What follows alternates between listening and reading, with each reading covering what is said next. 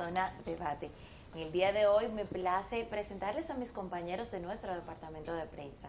Ellas son Edania Peña, también está con nosotras Diana Carreras y por supuesto Frank Pacheco, que nos estará acompañando en el día de hoy.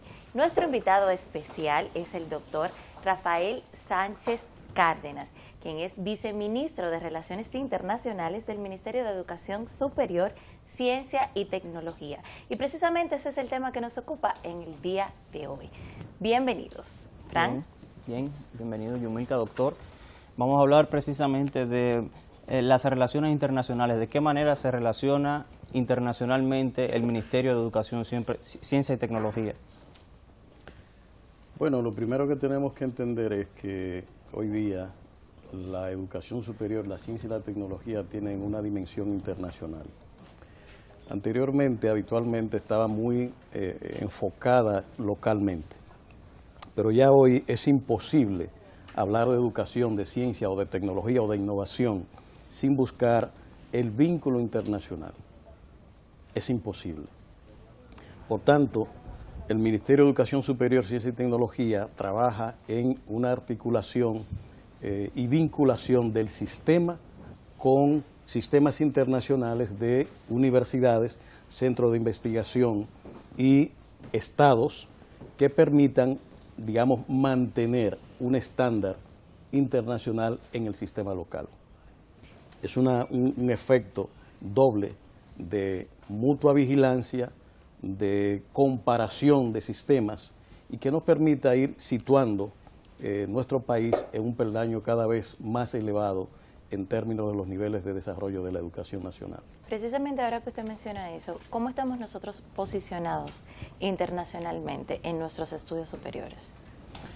Bueno, nosotros somos un país pequeño, con grandes retrasos, esa es la verdad que hemos tenido, pero yo diría que en los últimos 15 años se ha producido un notable cambio en el sistema.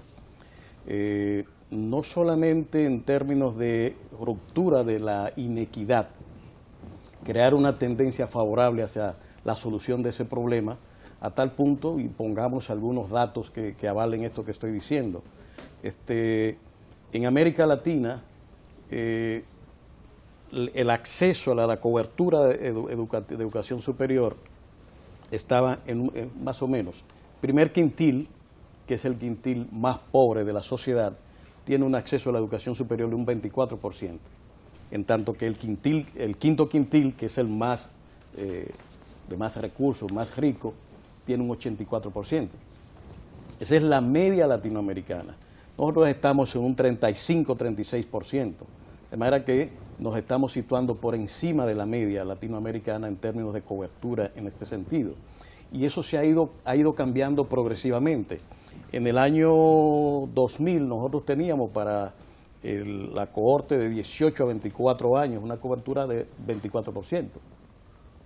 Y ya en el año 2012 estamos en 29%. A partir de 2012 se ha hecho un impulso notable que ha ido elevando progresivamente la cobertura de la educación superior.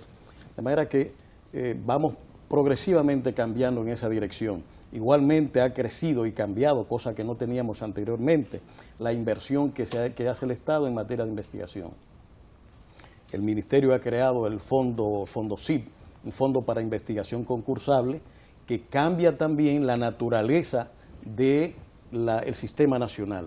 Antes no teníamos investigación, ahora estamos, no vamos a decir en punta, pero sí con un cambio notable y es cualitativo en este sentido. Entonces, Doctor, este aumento obedece a una política gubernamental. Esencialmente. ¿Y cuáles serían las políticas que han mejorado las estadísticas en los últimos años?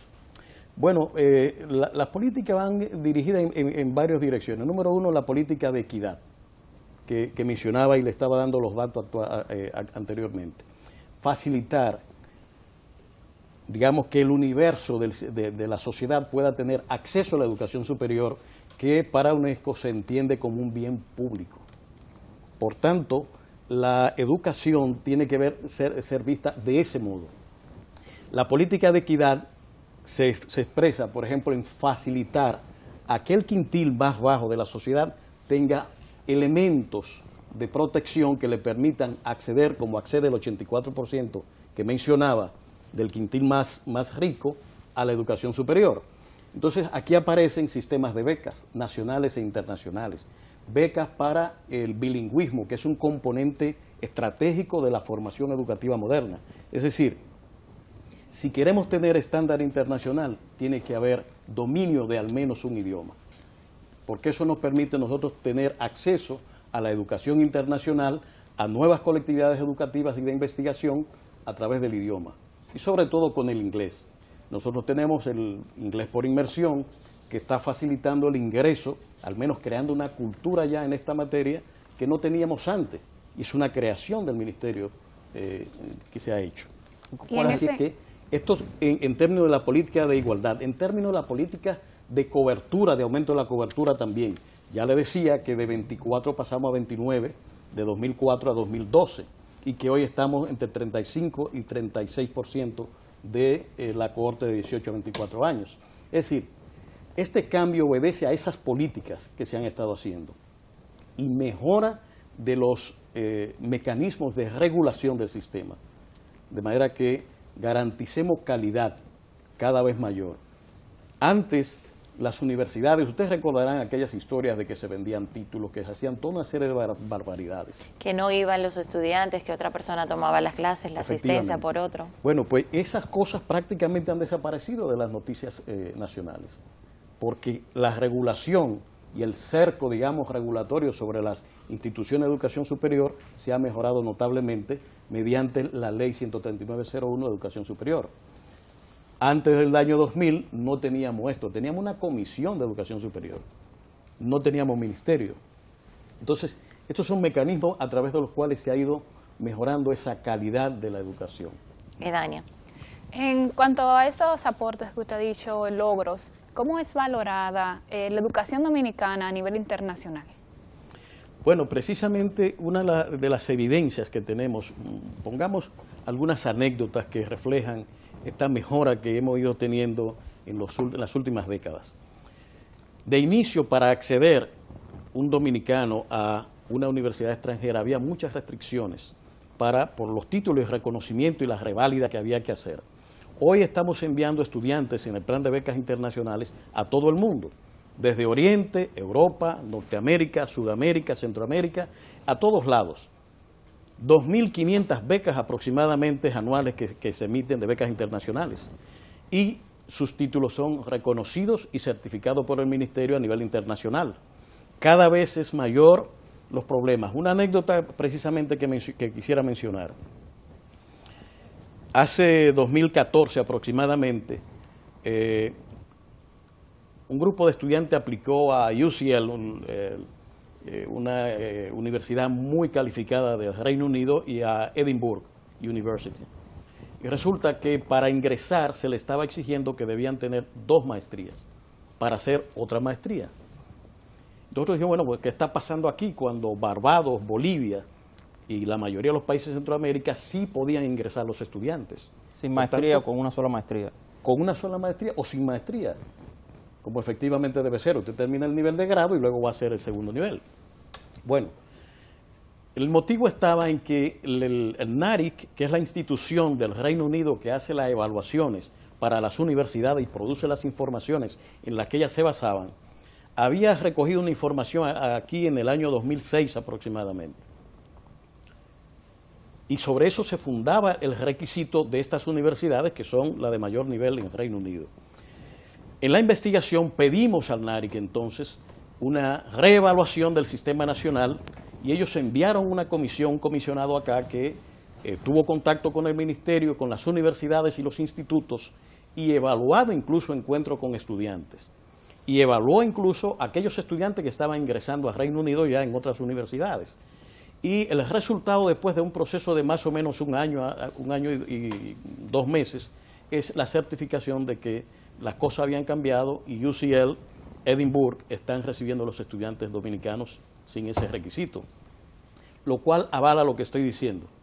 La calidad de la educación dominicana ha ido progresivamente mejorando y creo que vamos en una tendencia cada vez de mayor superación. Y en ese mismo sentido yo le diría otra cosa más. el primer contingente de estudiantes del plan de becas internacionales que nosotros enviamos al Reino Unido, a la Universidad de Wolverhampton, era de 23 estudiantes. Y coincidió en ese año, 2013, de que había un concurso nacional en Reino Unido para todos los estudiantes universitarios en diseño arquitectónico. La ganadora de ese concurso fue una de ese contingente dominicana, una muchachita, creo que era egresada, no sé si de Pucamaima o INTEC, y fue la ganadora de ese concurso nacional, en el que participó todos los estudiantes de educación superior del Reino Unido. Y la joven fue incluso presentada ante la reina madre y la reina de Inglaterra. De manera que esto es un reflejo, una anécdota que la doy precisamente para que veamos cómo, aún en esos concursos, nosotros estamos teniendo una mejoría y una calidad cada vez mayor. Otro ejemplo anecdótico también es el que acaba de producirse en el programa de excelencia Calíope que tenemos en el Ministerio, mediante un acuerdo con Francia y el Instituto Nacional de Ciencias Aplicadas para el campo de las ingenierías. Es un programa que busca implantar a nivel nacional el nivel de maestría primero y luego avanzar a las escuelas doctorales en el campo de las ingenierías. Empezó de inicio haciendo lo que se llama un plan de remediación en matemáticas, porque los primeros estudiantes que enviábamos al INSA estaban rebotando, algunos de ellos, por déficits en las matemáticas. Entonces, junto con el INSA se preparó ese plan de remediación con 7 materias que cubrían los déficits que fueron identificados en matemáticas. Luego se le daba también el francés por inmersión y luego ingresaban en la maestría que se da el primer año aquí y el segundo en Francia. Vamos ahora a la tercera cohorte de este programa de ingeniería y la primera cohorte ya concluyó en Francia el segundo año, ahora recientemente, de los cuales 5 de esos estudiantes fueron de los mejores estudiantes en el INSA y además 3 de ellos, 12 que eran los que ingresaron, fueron aceptados ya para ingresar a los doctorados en el INSA. 3 de ellos serán financiados no por el MESI, sino por empresas francesas que han visto la calidad de las tesis doctorales, los temas de tesis que han presentado estos estudiantes, y ellos van a financiar estos cursos, esas tesis de investigación. Doctor. Excelente. Yo quisiera preguntarle, usted hablaba de las políticas que han utilizado para elevar la educación superior, pero ¿cómo se divide la educación superior? Bueno, la educación superior, si nos vamos por los niveles, comprende el nivel técnico profesional, que es lo que hace el Community College, que son formaciones de 2 años y orientadas al trabajo. Luego está el nivel de grado, que son las licenciaturas que se dan en todas las universidades. Y posteriormente está el nivel de posgrado, que tiene 3 ya hoy día modernamente. Antes se hablaba solamente de maestría y doctorado, pues ahora estamos hablando de postdoctorado. El sistema educativo como tal comprende todas esas fases. Nosotros por mucho tiempo estuvimos trabajando a nivel de licenciatura de grado, concentrado en la regulación y todo esto.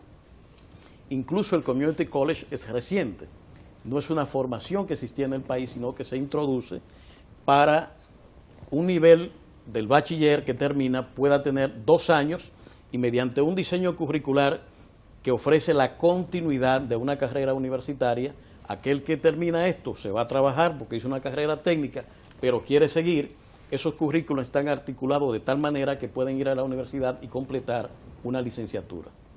Así es que la debilidad que nosotros tenemos en posgrado, maestrías y doctorados, sobre todo en el campo de las ciencias y las ingenierías, física, química, matemática, biología, y las ingenierías, digamos las ingenierías duras, como es por ejemplo mecánica, térmica, y todo esto en posgrado, estoy hablando de maestrías y doctorados, pues no tenemos.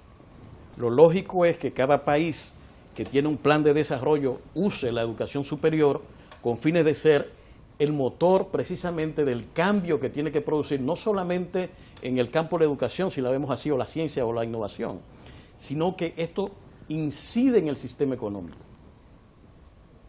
No es igual estar produciendo batatas, plátanos en las condiciones, por muy buena que sea digamos, la agronomía o la asistencia técnica o financiera que tengamos, si no agregamos valor al producto que tenemos. Siempre pongo un ejemplo en este sentido. Una papa puede costar, una papita de esta que ustedes ven ahí puede costar ¿cuánto? 3 pesos, 2 pesos. Pero esa papa, si se la dan a Frito-Lay, se convierte en 50 pesos. Así es. La misma papa. La fríen, la empacan de una manera crocante, y cuando entra al mercado la misma papa procesada, fíjense ustedes que pasa de 3 pesos a 50. El valor agregado que esta ha tenido es enorme. Y eso explica la alta rentabilidad que usted puede ver en Frito-Lay, ¿verdad? O aquel que lo produce. Es una marca registrada ya. Así es. Hicieron una marca con las papas ya. Nosotros debemos ir a una pausa. La conversación está sumamente interesante. Tenemos muchos datos que queremos compartir con ustedes. No se nos muevan.